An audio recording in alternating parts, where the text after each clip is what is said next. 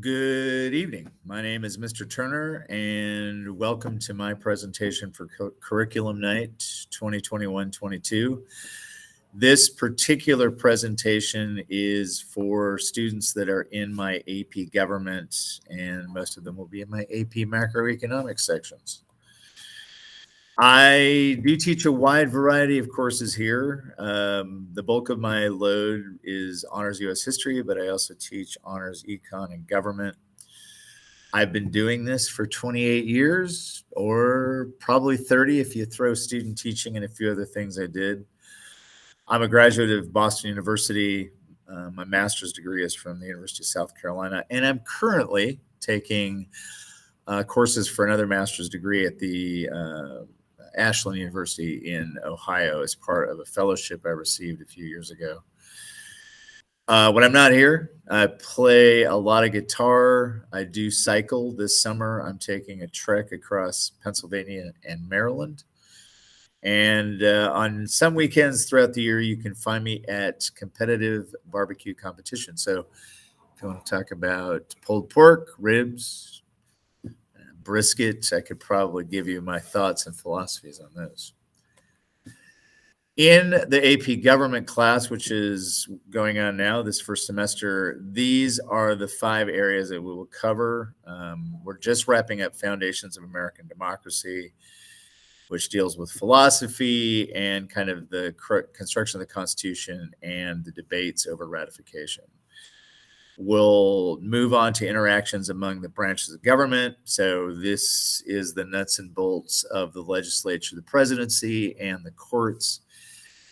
We look at civil liberties and civil rights primarily through landmark court cases.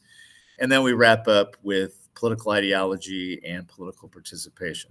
And all of these courses are kind of weighted in different amounts in terms of the questions that they'll face on the AP exam. The course structure in here, it's a little different than other classes. I believe these are the only 2 AP courses that are a semester long. So we got a lot of stuff to compress in there. Almost all these students are going to take both. I think one is just taking government. But, as a semester class, whatever they earn at the end of the semester, that's it. I mean, it will become a transcriptable grade. And the same is true for macro in the spring. So, these are just 2 separate courses that are going to have 2 separate tests that are also going to have 2 separate parts of the transcript. The AP exam for government is kind of long. It's 3 hours, and it's probably way more time than they need. But the first section is 55 questions. They have an hour and 20 minutes to do that. The second is the FRQ, where they've got 3 short FRQs, and I mean, they're short, and then a longer FRQ, which is more of an essay. And in that sense, they have an hour and 40 minutes to complete it. So lots of time. When we transition to macro, read the syllabus. But overall, we have the exams we'll take in May, and government's the first exam given this year. So when we get to the spring, we'll definitely offer review sessions for government. And then even for macro econ, which that exam's a little bit later in the AP schedule. In terms of the grading policy, all social studies courses at Spring Hill are a points system. So what we try to do as best as possible is, give more points for things like tests and quizzes, and then fewer points for things that we do in class or, like vocabulary assignments. In general, I would say that it approximates about 70% for assessment and 30% for classwork and other things that are about prepping. In terms of what we expect of students, on the left are the academic expectations. So, taking notes, working collaboratively, essentially being able to self-advocate. I mean, that's all important. But they're seniors, so most of them, I think, have these skills. We also will do, because of one of the FRQ prompts, we'll do lots of argumentative writing in here.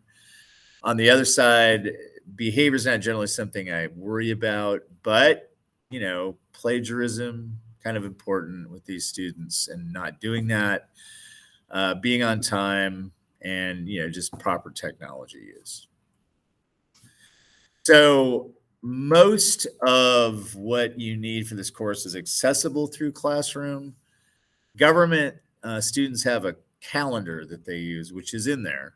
And so, you can pull that up and look at it to see what assignments have been created. Some of the assignments will be linked to Google Classroom, but the calendar will be much more useful. And again, you're going to get to it by using the Google Classroom, or just asking your son or daughter if you can see the calendar. But I'm going to give you the benefit of the doubt that you've been parents here long enough, you know how to access the Google Classroom. When you get in there, if assignments are being assigned through Classroom, you can see that.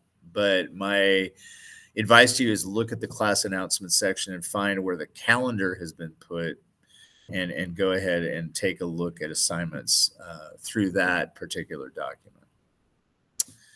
All right, that's everything. Thank you for attending at least my session. If you need to contact me, email is always the best, maturner@lexridge5.org. Or if you want to call, 803-476-8798. If you have other presentations that you are attending, enjoy that. And perhaps at some point this year, we'll actually be able to see each other face to face.